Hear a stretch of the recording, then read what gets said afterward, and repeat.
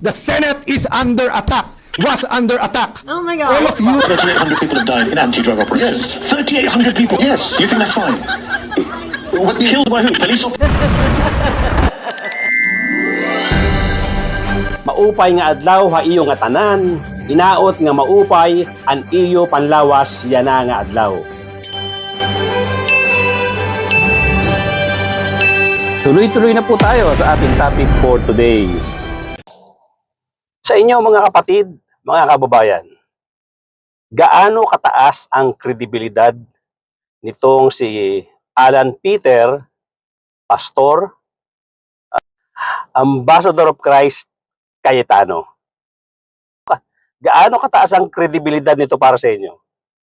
Naniniwala pa ba kayo dito? Alam nyo, sa napakaraming pagkakataon, ilang beses na yan, pinatunayan natin na sobrang sinungaling ang taong ito.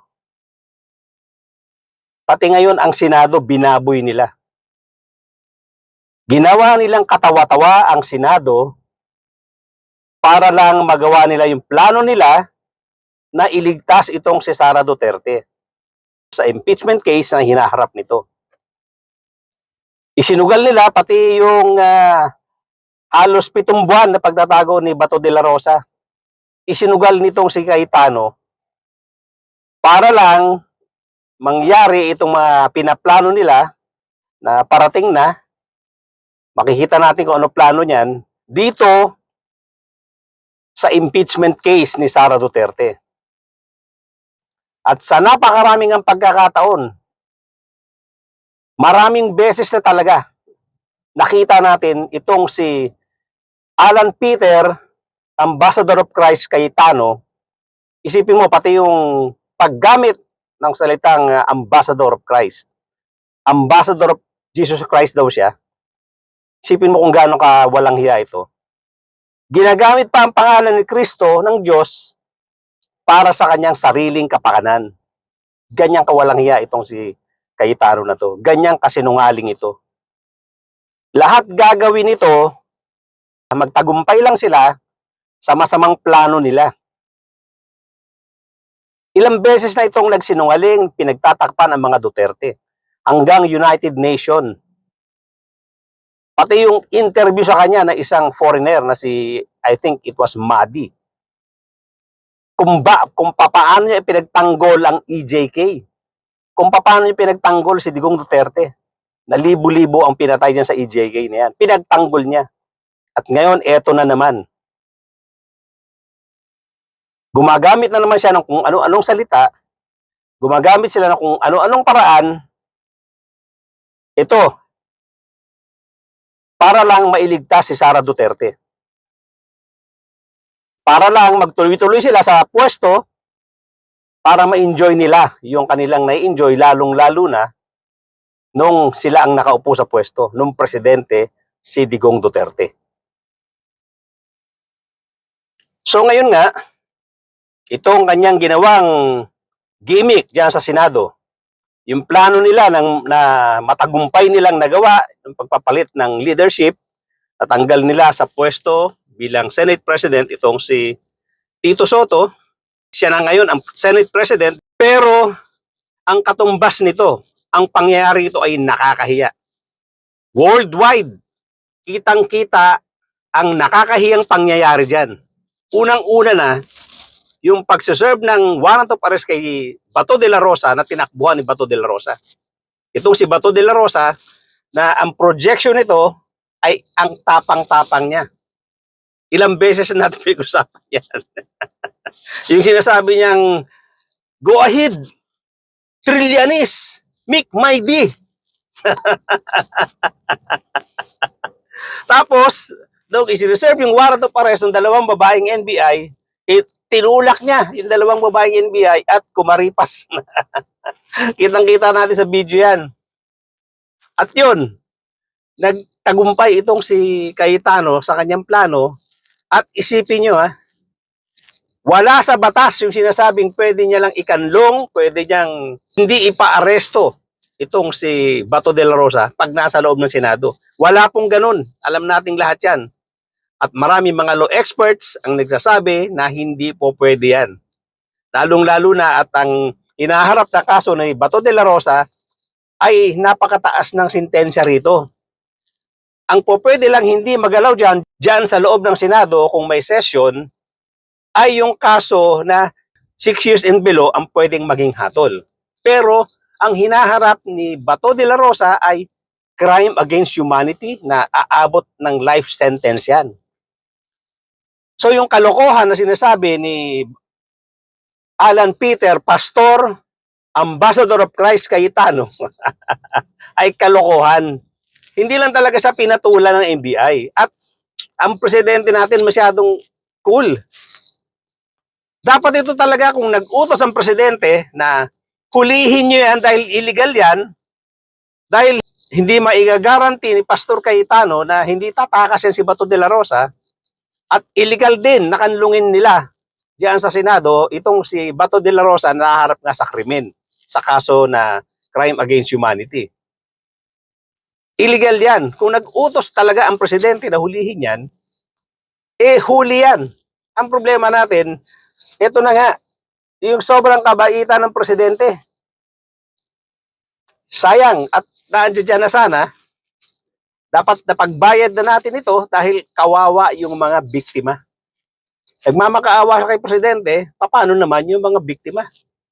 Na humihingi siya ng awa, humihingi siya ng tulong, na ganun din naman ang sigaw nitong mga pamilya yung mga ganyan din naman ang sigaw ng mga pamilya nitong mga biktima ng EJK. So ngayon, kumpirmado na nga, nakatakas na itong si Bato de la Rosa. Ano ngayon ang masasabi nitong nagmamagaling na Pastor Cayetano, also known as Ambassador of Jesus? Kahit illegal, nagbida-bida ka, na pwede niyang i-custody si Bato, Candarapa de la Rosa, alam niyo naman itong si si Cayetano. Sa 10 sinabi nito, 15 ang hindi totoo. So ito na nga, isa sa mga kasinungalingan niya, i-custody niya. Dapat, kung i-custody mo, irespeto mo rin yung NBI, yung presidente, especially yung batas, ang konstitusyon. Pinagbigyan ka na ilagay mo sa custody mo itong si Bato pero nakatakas. At marami nagsasabi na pinatakas mo talaga. Pikon na pikon ka na kine-question ng mga reporter yung mukhang staged na barilan dyan. Ang sistema mo pa, masyado ka madrama. Pinalalabas mo na makajos ka, ang number 1 idol mo naman, itong si Digong Duterte. Na ang kaso nga ay crime against humanity. Paano ka naging makajos? Kung ang kinakampihan mo, taong ganito, naharap sa kaso na libu-libong pagpatay. At yan si Bato, Candarapa de la Rosa, yan din ang kaso nga harapin niya. Dahil hindi naman talaga ma-implement ni Digong Duterte mag-isa yan. Ito talagang si Bato de la Rosa, since siya ang chief of police ng mga panahon na yan, talagang malaki ang pananagutan nito. Alam mo yan. Cayetano, Ambassador of Christ. So ngayon nga, nangyari na yan. Ikaw na ang Senate President. Ano ang susunod? Yung sinasabi mo na walang relasyon ito, wala itong kinalaman sa impeachment case ni Sara Duterte, malaking kalokohan yan. Makikita natin yan. Siguradong gagawan at gagawan nyo ng paraan yan na iligtas itong si Sara Duterte sa mga hinaharap niyang mga kawalanghiyaan na ginawa niyang kaso. Tatrabahuin nyo yan. Unang-una na dyan si Robin Padilla. Yan sila Bongo, si Amy Marcos, siguro yan. Kaya wag nyo na kaming bulahin. Pero hindi namin kayo titigilan. Gawin nyo yung gusto nyo gawin dahil sigurado namang gagawin nyo yan. Pero ang taong bayan hindi manonood ng ganun-ganun na lang. Hindi pababayaan ng taong bayan na gawin nyo yung kabuktutan na iniisip nyo para sa inyong pangsariling kapakanan. Ang hindi ko maintindihan, hindi ba kinikilabutan itong si pastor, itong si Ambassador of Jesus Christ Cayetano, na kunwari very religious. Tapos niluluhuran niya, ang mga pinapanginoon niya, mga satanas. Akala niya kasi, mapapaniwala tayo sa mga buladas niya. Akala niya may naniniwala pa sa kanya. Na ang totoo lang, kaya ganyan siya kakumpiyansa sa mga sinasabi niya. Dahil yung mga DDS nga naniniwala. Naniniwala sa'yo, yung mga DDS na lang. At I'm sure, unti-unti na rin nababawasan yan. Kaya dapat mahiya-hiya ka sa balat mo pag nagsasalita ka sa harap ng media na para bang lahat ng tao ay naniniwala sa mga sinasabi mo kasinungalingan. Halos magpakamatay kayo. Lalong-lalo na itong si Bato de la Rosa. Ma-implement nyo lang ang plano nyo. Dahil pag naging presidente nga naman itong si Sara Duterte, salong-salo kayo diyan sa mga pinagagawa nyong kalokohan. Sasaluhin itong mga bataan ninyo na maraming kasong hinaharap. Isa sa mga kasinungalingan mo, kitang-kita yan, hindi na mabubura yan habang buhay. Pastor Cayetano, aka Ambassador of Jesus Christ. Nung tanungin ka ni Corina Sanchez tungkol sa definition ng forthwith, ang sagot mo, agad-agad ang ibig sabihin ng forthwith. Samantalang, nung nakaraang 19th Congress, ang tigas ng mukha mo na sinabi mong hindi agad-agad ang ibig sabihin ng forthwith. Ang ibig sabihin ng forthwith sa'yo, noong mga panahon na yan, ay isusunod na kaagad. Kaya, sirang-sira ang credibility mo. Lalong-lalo na itong ginawa niyong stage barilan kuno diyan sa Senado. Galit na galit ka, pikon na pikon ka. Halatang halata yan.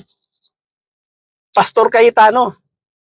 Halatang halata na ginawa niyong stage sa barilan kuno diyan. Yung ginawa niyong palitan kuno ng putok. Common sense lang, common sense. Kulang-kulang 30 putok galing diyan sa mga tauhan nyo diyan sa Senado. Warning shot ang tawag nyo. Saan ka nakarinig ng warning shot or warning shots na kulang-kulang 30, kulang-kulang 30 rounds na warning shot? Anong klaseng warning shot yan? Binubugaw nyo tao, tinatakot nyo para mag-alisan, magpulasan at magawa nyo yung mga gusto nyong gawing plano diyan sa Senado. Hindi warning shot yung 30. Hindi warning shot yung kulang-kulang 30 rounds. At yung sinasabi mong under attack, ang Senado, pikong na pikong ka, under attack yung Senado. Paano magiging under attack? Sabi mo nga warning shot. Ang problema nga lang, ang nag-warning shot, kayo rin. Yung side ninyo ang nag-warning shot ng 30, halos 30 rounds na warning shot. Anong klaseng under attack yan?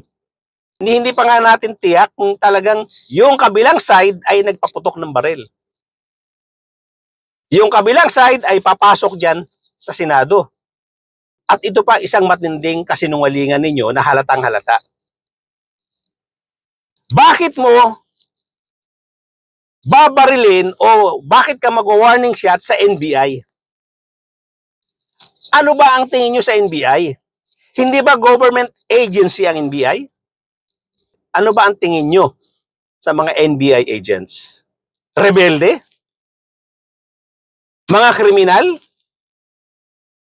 Kung totoo na ang nakikita nyo sa kabilang side ay mga NBI, bakit nyo wawarningan? Hindi ba ang tamang gagawin dyan ay tawagan mo ang pinuno ng NBI? Dahil hindi naman mga rebelde yan. Hindi naman mga kriminal yan. Government agency yan na kinabibilangan ng mga agencies ng gobyerno na kung saan isa ka ring miyembro. Isa ka ring miyembro ng mga agencies ng gobyerno. Bakit mo papuputokan ng baril ang mga NBI? Diyan pa lang bukong-buko ka na. Ang tingin nyo ba sa NBI kalaban? Ang tingin nyo ba sa NBI mga rebelde? Hindi ba mismo si Matibag pumunta yan sa loob ng Senado, kinausap kayo? Pagkatapos, pag lumabas yan, pumunta na sa kabilang building, ang tingin nyo rebelde na? Tama bang gawin na ang kapwa mo empleyado ng gobyerno, kapwa mo opisyal ng gobyerno, papuputukan mo ng baril? Diyan pa lang buko na kayo eh. Bakit mo babarilin? Bakit kayo magwa-warning shot doon sa kabila na sinasabi niyong mga NBI? Hindi ba ang tamang gawin niya kausapin? Kaya talagang halatang halata pag sisinungaling mo kay Tano. Halatang halata. Mga kapatid, mga babayan, kakilakilabot, di ba? Tuwing lalabas itong si Cayetano sa media, nagme-mention siya palagi ng Bible verses. Tapos paluhod-luhod yan, may mga picture yan na yukong-yuko, paluhod-luhod. Alam niya kasi maraming media people at maraming kukuha ng picture. Pagkatapos, ang lumalabas sa bibig niya, puro pambobola, puro kasinungalingan, puro propaganda. Na ang napapapaniwala niya, mga kapwa niya lang naman DDS. Sila-sila lang ang nagkakamutan ng likod. Nakakakilabot itong ginagawang kahihiyan nitong si Pastor Alan Kibuloy Cayetano. Lagi sinasabi, ambassador siya ni Jesus Christ. Kaya ito, ano ito eh, ka-level ni Kibuloy. Pareho sila. Ka-level ni Kibuloy ito. Pati ng tama sa utak, ka-level ni Kibuloy. At hindi makakalimutan ng buong mundo itong nakakahiyang pinaggagawa nyo sa Senado. Ang kakapal na mukha nyo. Ang kakapal na mukha nyo. Cayetano. Sa'yo lang naging ganito ang itsura ng Pilipinas. Sa term mo lang, nakakaupo mo lang, nangyari itong kahihiyan, itong nakakahiyang pangyayari sa Senado. Na nakita ng buong mundo. Pero alam kong hindi ka basta-basta bibitaw dyan dahil sobra ang kapal ng mukha mo. At naniniwala ka kasi na ikaw ay ambassador ng Jesus Christ. Malaki na rin ang sapak mo sa ulo, parang si Kibuloy.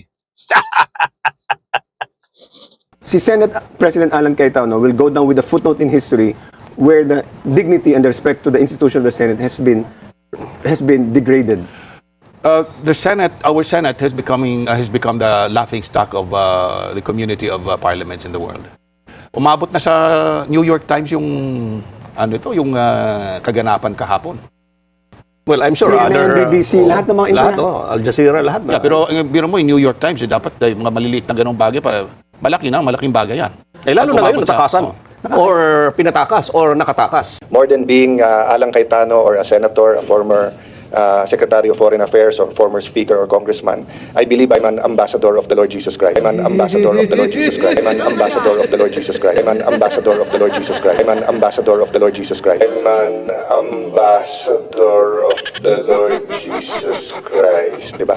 So, Bakit ba ganito ang nangyayari sa atin? Wala na po tayong nare-respeto. Hindi natin nare-respeto ang batas. Kaya pa nagkakaroon tayo ng impunity. Nakakahiya na. Nakakahiya na tayo lahat. To me, there is a failure of leadership both from Malacanang and from the Senate. Nakakahiya po tayo dito. First, this kingdom and righteousness. Even hanggang dun lang bonus na yung and everything shall be added unto you. Lord Father God, as we humble ourselves before you, we reflect, Lord, on your words that tell us that we should always walk by faith and not by sight.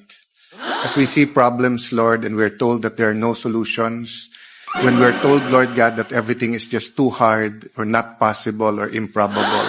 For I know the plans I have for you, plans to prosper you and not to harm you, plans to give you hope in a future. Yan po ang nasa Jeremiah 29:11 na naging isa sa core na paniniwala ng aking pagkatao at pananampalataya.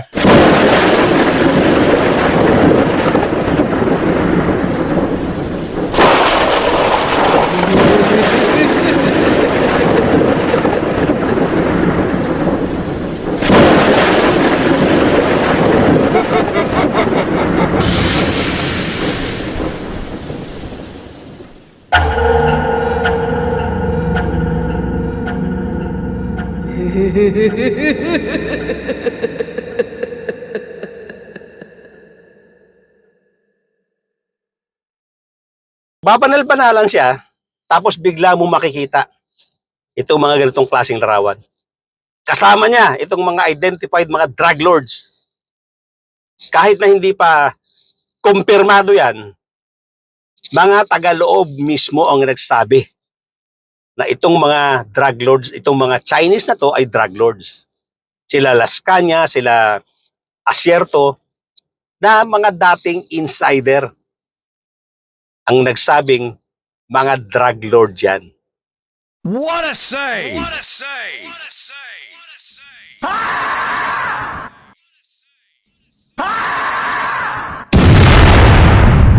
200 billion lang po ang gagamitin natin. Oh my God. Magbibigay ng 10,000 piso ang bawat pamilyang Pilipino. Kung gugustuhin talaga ng gobyerno, kaya po ito. 3,800 people have died in anti-drug operations. Yes. 3,800 people? Yes. You think that's fine?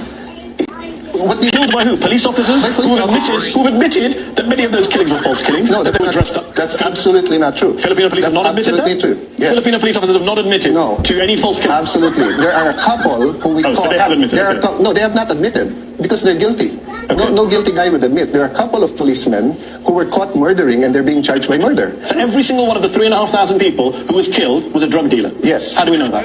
You didn't try them, you didn't prosecute them, you didn't charge them, you shot them on sight. That's not a democratic way of solving crime, is it? You're absolutely saying it as if you're not on the ground.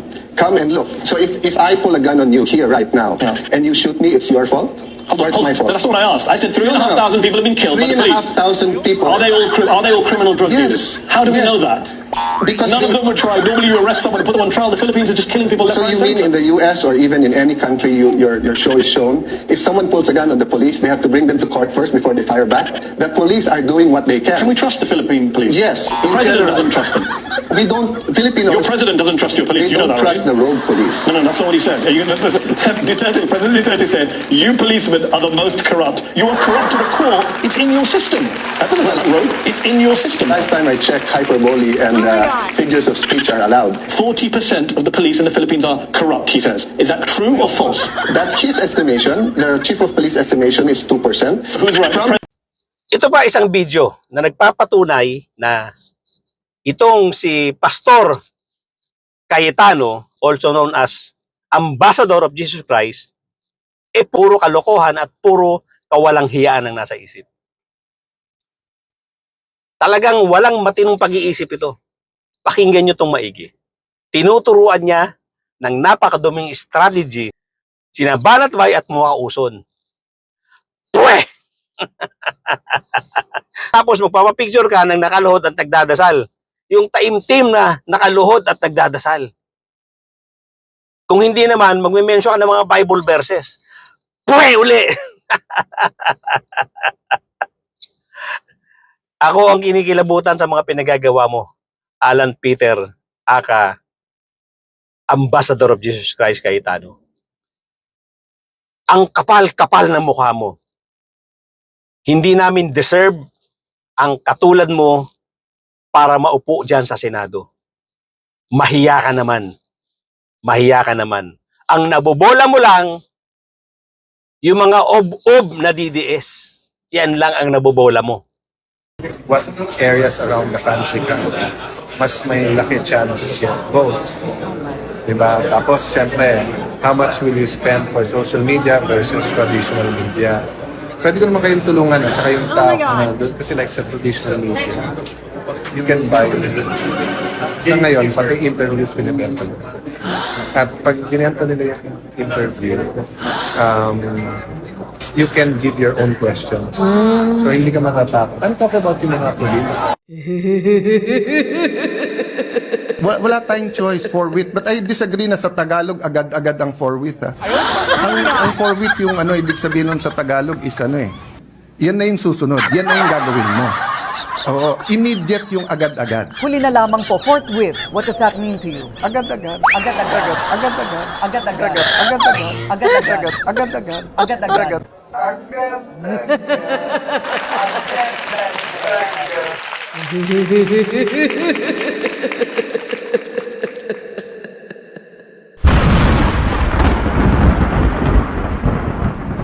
Kaya mga kapatid, mga kababayan, madala na tayo. Pagsikapan natin, magtulong-tulong tayo, magkaisa tayo, na hindi na dapat maluklok sa pwesto ang mga taong mapagkunwari. Katulad nitong si Alan Peter, also known as Ambassador of Jesus Christ, Cayetano. Nagagamit lang nila ang pwesto nila sa pagtangkilik sa mga taong ina-idolize nila kahit na mga kriminal pa. Yan ang mga sinusuportahan nila. Diyan sila nagkakandara pa. Diyan sila magpapakamatay. Diyan sila ubod ng kapal na sumusuporta. Dahil, in the end, pag nangyari nga naman yan, nakabalik sa pwesto mga Duterte, sobra-sobrang pakinabang na naman ang makukuha nila.